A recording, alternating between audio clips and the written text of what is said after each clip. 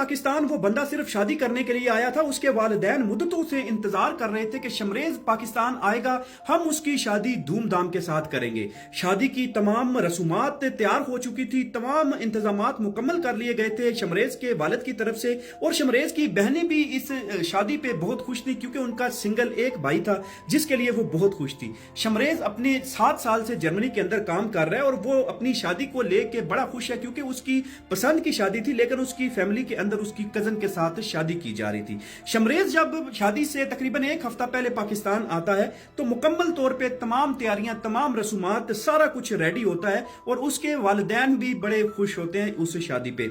लेकिन शमरेज को क्या पता है कि मेहंदी की सिर्फ 1 रात पहले, मेहंदी की रात से सिर्फ 1 रात पहले शमरेज के घर में कुछ 4 बंदे असले समेत दाखिल हो जाते हैं। वो शमरेज को ये जान के उसके घर में दाखिल होते हैं कि शमरेज जर्मनी से आया है, शादी की तैयारियां, इसके पास कुछ अच्छे खासे मालियत के पैसे होंगे, उससे पैसे लेंगे और चोरी करके चले जाएंगे।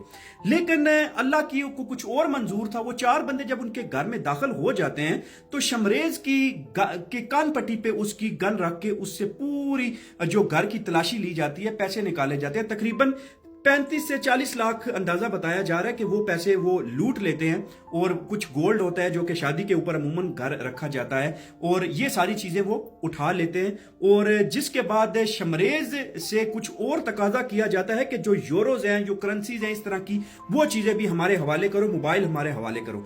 लेकिन पता नहीं क्या रीजन थी कि शमरेज के मोबाइल में वो ऐसी चीजें मौजूद थी जो वो वापस उनको नहीं देना चाहता था।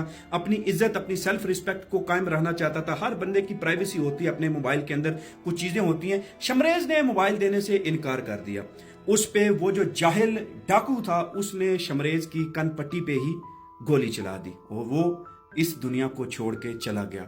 4 बहनों का अकेला भाई शमरेज, जो कि 7 साल से जर्मनी के अंदर मुकीम था, उसकी शादी की तैयारियां वहीं पे रह गई और वो हालत हकीकी से जा मिला।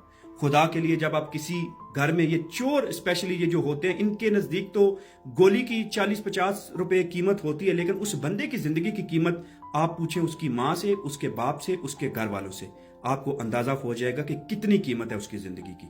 आप इस वाक़े पे, इस अफसोसनाक वाक़े पे क्या कहते हैं, कमेंट बॉक्स में जरूर बताइए।